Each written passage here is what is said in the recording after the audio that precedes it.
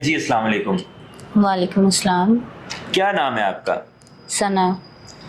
ثنا، مجھے یہ بتائیں کہ آپ کون سے کالج میں پڑھاتی تھی؟ پنجاب کالج میں۔ پنجاب کالج میں آپ پڑھاتی تھی، کتنا عرصہ آپ نے وہاں پہ پڑھایا؟ میں نے وہاں پہ تقریباً 5 سے 6 سال ہو گئے جب سے میں وہاں پہ پڑھا رہی تھی۔ آپ کون سے سبجیکٹ پڑھاتی تھی؟ میں اسلامیات اور عربی۔ تو یہ کس طرح سے واقعہ ہوا، کیا ہوا یہ کہ میں تقریباً 5-6 سال ہو گئے ہیں مجھے وہاں پہ پڑھاتے ہوئے۔ ابھی والے پرنسپل آئے ہیں، انہیں تقریباً 6 مہینے ہوئے وہاں پہ، ٹھیک ہے۔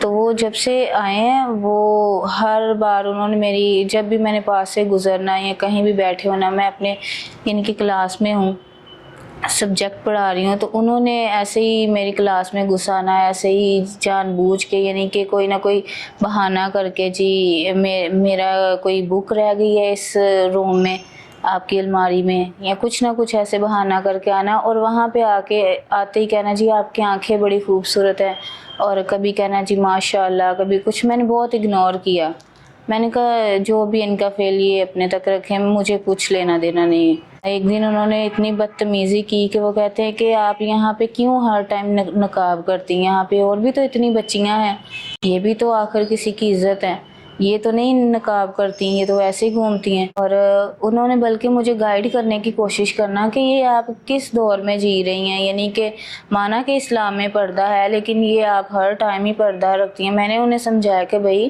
یہاں پہ کئی میل ٹیچر بھی ہیں اور وہ میرے لیے غیر محرم ہے، کیونکہ اسلام کو اگر ہم صحیح طریقے سے جانیں پڑھیں تو ہمیں پتہ چلے کہ ہمارے لیے پردہ کتنا ضروری ہے۔ واقعہ یہ ہوا کہ غلطی ان کی تھی، لیکن دیکھیں انہوں نے سب سے پہلے تو یہ میرا جو پردہ ہے اسے اتارنے کی کوشش کی، میرے سر سے دوپٹہ کھینچا انہوں نے، اور وہ کہہ رہے تھے میں نے تمہارا فیس دیکھنا ہے، اور تمہیں جان بوجھ کے یعنی کہ کبھی بازو سے پکڑ رہے ہیں، اس طرح ہاتھ لگانے کی کوشش کر رہے ہیں۔ میں چیخی چلائی، اور وہاں پہ اور بھی ٹیچرز آ گئے، بچیاں آ گئیں۔ تو ہوا یہ کہ الٹا جو ہے انہوں نے مجھے کہا کہ یہ جو اتنی پردے داریاں اس طرح کی یہ بنتی ہے، اس نے مجھ پہ حملہ کیا ہے۔ تو آپ پہ الزام لگا دیا کہ آپ نے ان کی عزت خراب کی؟ جی، الٹا انہوں نے مجھ پہ الزام لگا دیا، اور آپ یقین کریں میں اتنی پریشان ہوئی اس ٹائم، میں نے سب کو بتایا۔ روئے نہیں میری بہن، روئے نہیں، آپ نہ روئے، پریشان نہ ہو، چپ ہو جائیں، چپ ہو جائیں۔ میں نے انہیں بتایا، میں نے کہا نہیں دیکھیں یہ بدتمیزی کر رہے ہیں، لیکن کہتے ہیں نا کہ جس کے پاس طاقت ہو، سورسز ہوں، اس کی چلتی ہے۔ وہ پرنسپل تھے، نہ کوئی ٹیچر بولی نہ کوئی بچے بولے، بچوں کو تو باہر نکال دیا وہاں سے، ٹھیک ہے، کہ کسی کوئی باہر نہ بات نہ نکلے ہمارے کالج کی، وہیں پہ سب کو چپ کروا دیا۔ اور اگر میں نے آواز اٹھائی تو ان لوگوں نے مجھے ہی فارغ کر دیا، انہوں نے کہا جی آپ نہ کل سے نہیں آ سکتی ہمارے ادھر۔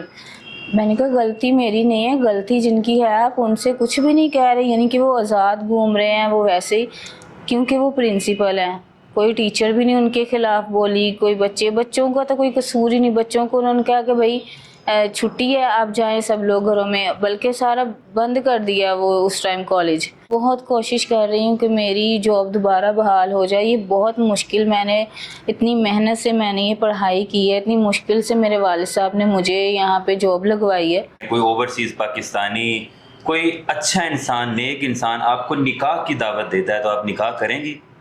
جی بالکل، کیوں نہیں، یہ ہمارے اسلام میں بھی ہے کہ دیکھیں میں پہلے پڑھائی میں لگی رہی، پھر اس کے بعد میں جاب میں لگی رہی، والد صاحب میرے فوت ہو گئے جس کی وجہ سے میرا دھیان ہی نہیں گیا اس سائڈ پہ۔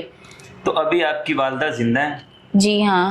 تو اوورسیز پاکستانی اور اندرون ملک کے بھی لوگ جو یہ ویڈیوز دیکھ رہے ہیں، اگر ان سے آپ ان کی ہیلپ کرنا چاہتے ہیں، کوئی کسی اچھے کالج میں کوئی جاب ہے وہ بھی آپ رابطہ کر سکتے ہیں، اگر آپ ان سے نکاح کرنا چاہتے ہیں تو وہ بھی یہ حاضر ہیں، لیکن اچھا اور ایک پرفیکٹ رشتہ ہو۔